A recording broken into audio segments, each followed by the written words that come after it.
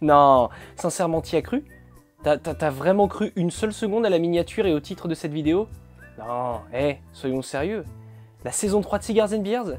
Une éternité qu'on n'a pas sorti de vidéo? Fallait bien fêter ça. Pour cette nouvelle dégustation d'aujourd'hui, donc, on va aller au final à Cuba, aller déguster un bon petit BIK 54. Hein? En fait, non, je déconne, ce sera vraiment une 8-6 originale et un Don Thomas. On a vraiment marre d'être pauvre, putain. Bon, allez.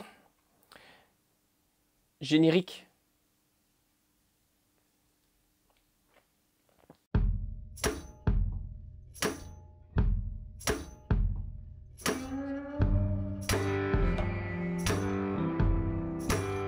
Salut à tous, c'est Alex, bienvenue sur Cigars and Beers, votre... Non, que dis-je, ta chaîne de dégustation d'un cigare et de sa bière. Bah ouais, quand même, à un moment donné, on va bien finir par se tutoyer, hein. Ça fait un petit bout de temps que la chaîne existe maintenant, et on arrive au fur et à mesure aux 3000 abonnés. Je ne peux que vous remercier pour, entre guillemets, tous ces commentaires au niveau de ces vidéos, et bien entendu de votre suivi de mes différents contenus. Oh, putain, je parle vraiment bien ce soir. En tout cas, très heureux de vous retrouver aujourd'hui, enfin très heureux de mon côté de vous retrouver. Vous, je pense que vous êtes un petit peu moins heureux de retrouver le contenu de ce soir, parce que ce soir, on va déguster deux produits qui paraissent exceptionnels, hein, bien entendu, sur beaucoup de points pour la plupart d'entre vous. Ils ont été néanmoins très demandés sur la chaîne. Je me demande d'ailleurs pourquoi.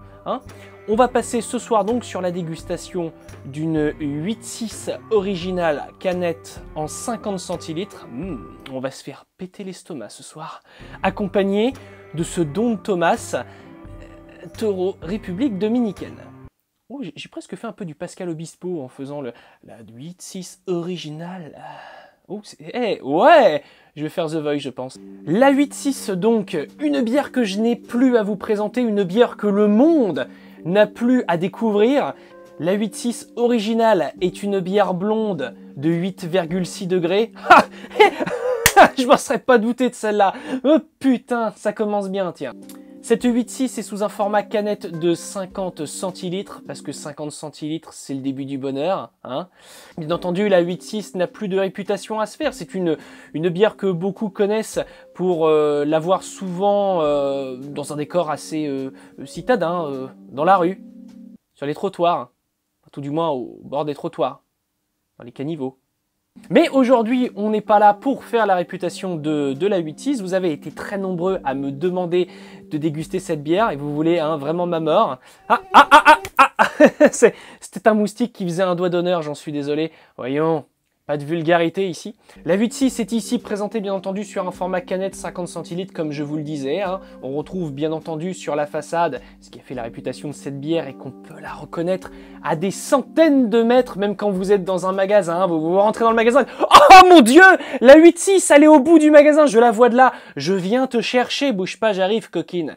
La 8-6 est également habillée d'une tête de loup qui gueule quoi. Cette bière est vénère, cette bière est une strong beer, une bière assez puissante, oui, je vous fais bien entendu la traduction, je suis bilingue à mes heures perdues.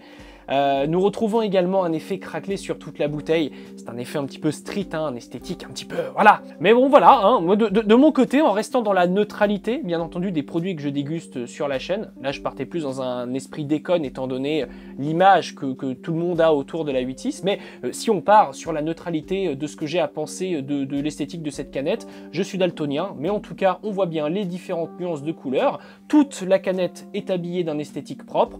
On reconnaît que c'est une 8.6, et ça, on ne peut pas lui enlever au final. La 8.6, c'est la 8.6. Accompagné donc ce soir, bien entendu, un bonheur ne va pas seul, un diamant, on n'offre pas un diamant sans avoir l'écrin qui va avec, cela va de soi. Oh putain, j'en tremblerais presque, tiens. Pour accompagner donc cette bière, ce soir, nous allons l'accompagner d'un cigare de République Dominicaine, un Don Thomas. Ce Don Thomas donc est un cigare, comme je vous disais, de République Dominicaine. C'est un cigare sous un format Toro ici. Il fait 15,2 cm pour un cépo de 51 pour moi. C'est un petit peu un cépo entre le 50 et le 52. Ouais, c'est pas faux. Ce cigare est habillé d'une bague qui, je suis vraiment désolé, mais cette bague est dégueulasse à souhait, quoi. Une bague biton qui a très peu de relief. excepté la petite couronne qu'on va retrouver sur le haut de cette bague. Mais une bague en plus de ça qui est un peu effet brillant, laqué, enfin bon bref, qui marque bien, vous savez, quand vous avez quand vous avez les doigts gras après avoir bouffé quelque chose de bien gras, vous savez, c'est le cigare qu'on veut se faire après une raclette, admettons, vous avez les doigts bien gras, et ben vous ne voyez plus ce qui est écrit sur la bague, parce qu'elle marque énormément, Handmade Dominican Republic, fait bien entendu à la main en République Dominicaine, hein. Pareil, en restant sur la neutralité du produit, bah, c'est pas un cigare qui est moche esthétiquement parlant, hein, excepté cette bague, mais si on l'enlevait et qu'on en faisait un cigare relativement neutre, le cigare est plutôt bien roulé, plutôt bien tendu, il n'y a pas de défaut, de déformation sur la cape, on n'a pas de différenciation de couleur sur la cape également, faut dire ce qu'il faut dire. Néanmoins, c'est un cigare assez rustre visuellement, avec ses nervures assez apparentes, mais à part ça, pas grand chose à dire de plus. Allez, trêve de blabla, passons à la dégustation accrue de nos produits du jour. Alors, ce cigare, pas très expressif, pardon, au nez. On se retrouve avec un... Ah. Un arôme un petit peu épicé, boisé. Le boisé prend le dessus. On a vraiment cette typicité du terroir de République Dominicaine, néanmoins.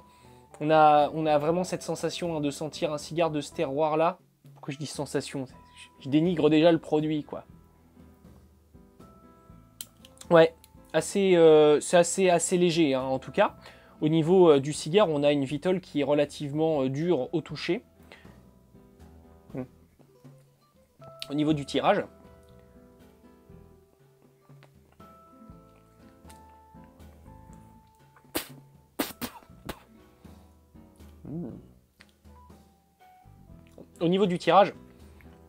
le petit côté épicé est présent. Une épice qui va peut-être même jusqu'à un petit côté poivré. C'est extrêmement léger, c'est très très léger, c'est très subtil. On a un tirage, comme je vous disais, assez modéré. Ouais, c'est même plus que léger, hein. Mais en tout cas, petit côté épicé assez présent en bouche. Allez, on va passer donc à cette 8.6 origine. Tiens d'ailleurs, je n'ai pas de verre. C'est bizarre ça. Pourtant, il faut un verre pour boire une bière. Ah oui, parce que, est-ce que vous avez déjà vu quelqu'un boire une 8.6 dans un verre? Non, moi non plus. Si je le fais ce soir, je pense que je vais être la première personne que vous allez voir boire une 8.6 dans un verre. Non, pour la dégustation accrue, pour l'analyse visuelle de la bière, on va le faire. Mais pour le reste, on va la boire. Cette douce mélodie, on va la boire bien entendu dans la canette. On va rendre hommage aux techniques de dégustation ancestrale de la 8.6. Est-ce que j'ai un verre qui traîne là? Ouh, tu es bien cassé toi. Allez, c'est juste pour faire l'analyse visuelle. Déjà la petite mélodie quand on la sert dans le verre. Bon, le verre n'est pas du tout fait pour cette bière. J'ai très mal servi la bière. C'est juste pour qu'on puisse analyser ensemble la couleur de cette bière. Oh putain la vache. J'aurais dû peut-être nettoyer un petit coup ce verre, mais en aucun cas je n'avais prévu de faire ça ce soir pour cette dégustation. En tout cas, on a une petite mousse persistante très très blanche. Une bière assez dorée, hein, visuellement, des très fines bulles. C'est à noter, c'est très très très fin au niveau des bulles. Et une petite mousse assez laiteuse et blanche visuellement.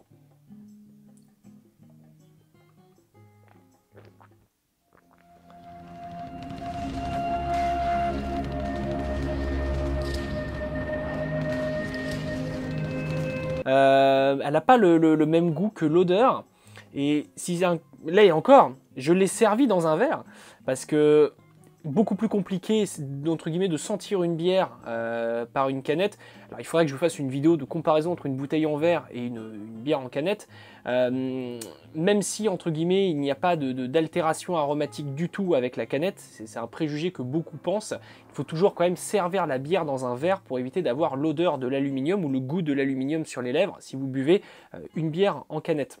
La très grande question aussi que l'on peut se poser au niveau de cette 8.6, tout du moins pour cette dégustation, c'est: est-ce que je l'ai mis au frigo avant de la déguster? Oh, jamais, voyons. Jamais à la température de la cave. Eh oui, voyons, vous croyez sincèrement qu'on va se donner un petit peu de confort comme ça? Non, non, on fait des dégustations comme elles doivent être faites, comme les légendes le racontent. Bon allez, maintenant qu'on a fait la dégustation accrue des deux produits du jour, on va passer à l'allumage de cette Vitol pour passer plus en détail dans cette dégustation. C'est parti.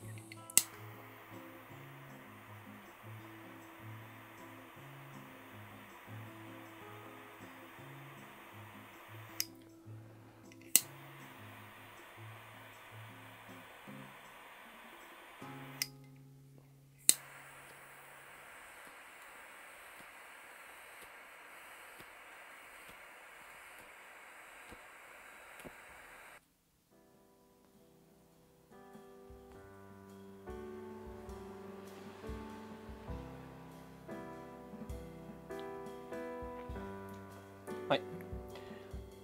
Le domaine un peu poivré revient à la charge. Et ce début de dégustation, justement, commence un petit peu avec le même univers que cette dégustation accrue, en tout cas. C'est très léger. C'est assez léger en bouche. C'est assez... par contre, c'est assez... comment expliquer ça? Ça n'englobe pas le palais. Les arômes, c'est vraiment des arômes de fond. C'est pas un cigare qui est frais. On va dire quand on le déguste, on va se foutre de ma gueule, c'est incroyable avec les termes que j'utilise. Mais je pense que vous voyez ce que je veux dire. On a parfois des cigares qui sont assez volumineux au niveau de la palette aromatique, ou tout du moins qui dégagent entre guillemets vraiment les arômes un petit peu partout dans la bouche. Ici c'est quelque chose vraiment de fond. C'est des arômes qui sont assez lourds, assez pesants, mais qui sont néanmoins pas très présents. C'est un cigare qui n'est vraiment pas fort pour ce début de dégustation en tout cas. Ce qui est bien avec ce Don Thomas, c'est qu'on a une double expérience de dégustation.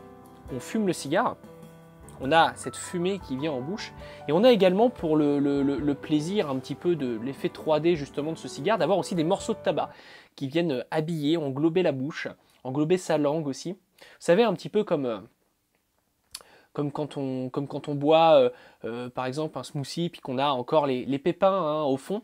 Bah là c'est exactement pareil, on a un petit peu ces morceaux de tabac qui accompagnent cette dégustation. Très agréable en tout cas, vraiment agréable. Je ne vous avais pas parlé des arômes de cette bière. Une bière de 8,6 degrés. Bien entendu la réputation de la 8,6 s'est fait étonnamment par sa puissance. 8,6 degrés au niveau de l'univers global de la bière, c'est pour moi presque une puissance assez moyenne. Hein. On n'est pas du tout dans l'extravagance en termes de puissance, mais elle a été très longtemps perçue comme une bière très forte, mais aussi par le fait que cette 8,6 soit proposée en canette de 50 centilitres. Entre guillemets, on ne se dirige pas vers du 25, du 33 va te faire foutre également, on y va directement en 50, et presque du 9 degrés dans ta gueule. Bim! Si ça c'est pas une bière qui a des couilles, je sais pas ce que c'est en tout cas. La 8,6 ça fait presque 30 ans hein, qu'elle existe. Les premières apparitions datent de 93 hein, si je ne m'abuse. Mais c'est vrai que la réputation s'est faite de plus en plus par la suite au niveau de cette bière, qui est, ce qu'il faut dire, hein, une bière assez majeure au niveau des ventes bière France. Hein. C'est étonnant. Hein. Mais c'est vrai que c'est une bière que l'on retrouve dans la plupart des commerces pour le coup, voire même dans tous les commerces possibles et inimaginables. Je vous parie même que si un jour vous avez un problème de serrure chez vous, que vous allez chez un serrurier, vous allez trouver de la 8,6 hein, au niveau du comptoir à vendre. Même peut-être même, vous savez, en boulangerie, quand on a toujours ce frigo au fond de la boulangerie, hein, vous achetez une baguette, enfin tout du moins voilà, avec un sandwich, et puis vous dites « Ah non, je vais prendre une formule finalement !» Et puis vous prenez un pain, une chocolatine, enfin, ou un... Difficile de...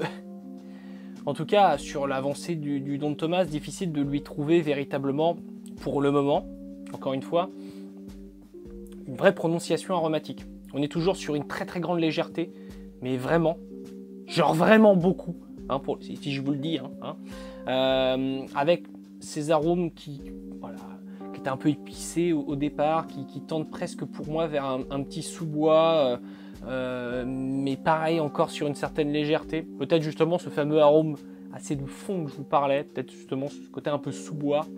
mais c'est très léger en tout cas pour le moment.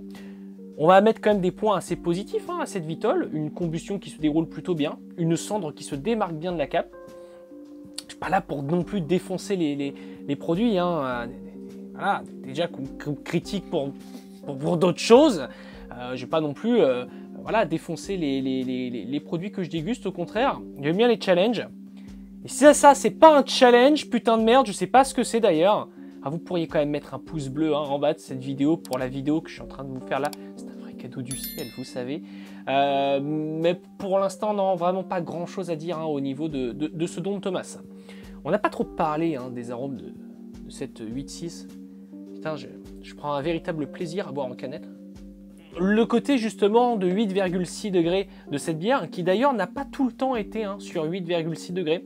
Pendant très longtemps, la 8.6 faisait moins de 8 degrés, elle était je crois aux alentours de 7,8 degrés, pour justement éviter les taxes pour une bière trop forte au niveau de la vente. Mais maintenant, elle est bel et bien à 8,6 degrés. Et cet avantage fait que justement, vis-à-vis de ce cigare qui est relativement léger, cette bière qui n'a pas non plus des arômes à foison, parce qu'on est sur un arôme un peu légèrement floral, fruité, sans pouvoir vous donner véritablement de définition sur l'arôme qu'on trouve, et ça donne une certaine rondeur à cette bière, étant donné que son côté fort, quand on la boit toute seule, s'annule un petit peu avec le cigare qu'on est en train de fumer. Donc c'est une dégustation qui n'est pas puissante, mais c'est une dégustation qui se passe sans non plus aller directement la tête la première dans le chiotte pour aller gerber. Et ça, et de toute façon je vous l'avais dit, je suis pas là du tout pour défoncer les produits, sinon je me ferais même pas chier à proposer cette vidéo de dégustation. Et non, le côté assez fort de cette bière justement se traduit bel et bien ici avec une certaine rondeur, étant donné qu'on fume le cigare avec. Je déconnais bien entendu tout à l'heure sur la température de dégustation de la bière, mais la 8.6 est préconisée pour une dégustation entre 6 et 8 degrés, donc oui, si on n'est pas en hiver, oui, si on est en été, au printemps, et quoi qu'en été en ce moment en Normandie, c'est pas terrible, il faudrait penser à mettre cette canette au frigo avant de la boire, pour avoir bien entendu le summum de dégustation toute la fougue aromatique de cette 8.6. Bon allez, je continue un petit peu cette dégustation et on se retrouve un petit peu plus tard pour faire l'avancée de celle-ci. À tout à l'heure. Ça se boit, ça se fume, ça se déguste, pardon. Le pairing se fait, comme je vous disais, un cigare pas fort, une bière un petit peu puissante mais qui au niveau des arômes n'est pas non plus ultra prononcée. C'est un pairing qui se fait au final. C'est vraiment pas un pairing préconisable non plus, faut pas déconner quoi.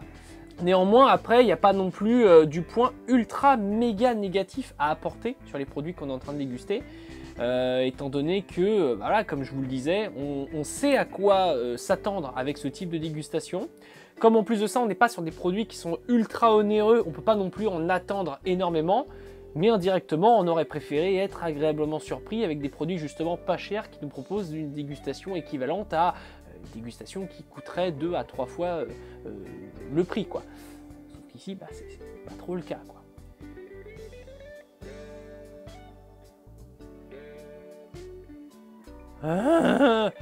C'est long! Oh putain, c'est long!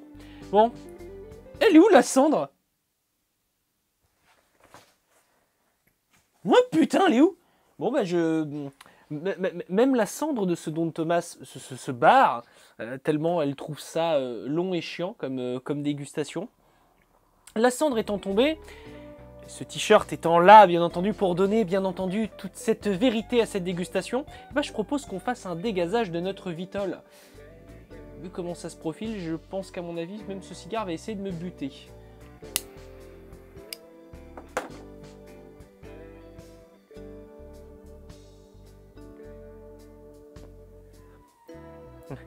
Vous vous rappelez de lui? C'était mon Quintero phare dans des lives. Ça a presque meilleur goût, tiens. Ah là là. Sacré toile. Eh bah putain! Ah la vache! Alors, Je savais que la 8.6 avait un passif, étant donné qu'elle est issue de la brasserie Bavaria. Oui, non, tu ne rêves pas, sacré hollandais. Bah.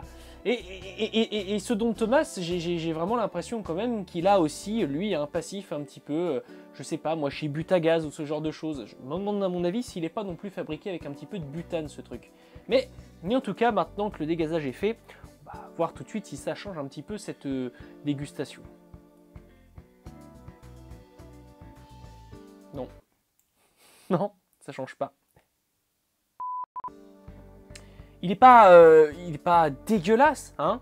Il n'est pas infumable. Preuve en est, je le fume, mais le problème, c'est qu'il n'a strictement rien à raconter. C'est un petit peu le problème de cette dégustation.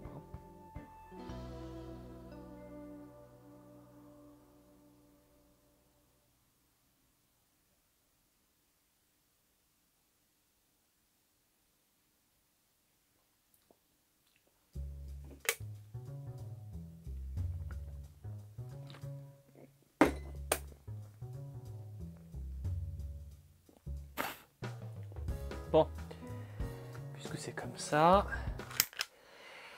fait chier.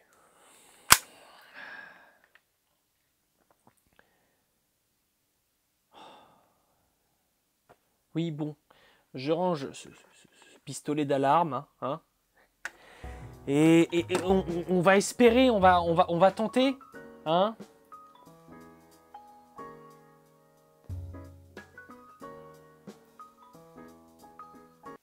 Ah ouais, il fallait tenter. On a des arômes qui se prononcent un petit peu plus pour cette arrivée au troisième tiers de...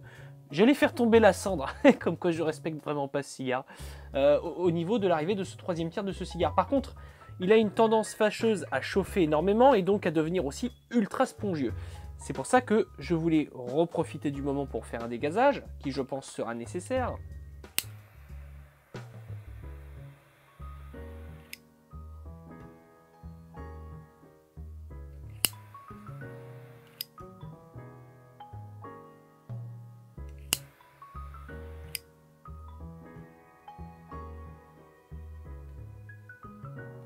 On repère tous les arômes. Alors, étonnamment, oui, on commence à retrouver un peu l'univers de la République dominicaine, de ces cigares qui sont proposés avec des arômes plus gourmands, plus axés sur un contexte un peu cacaoté.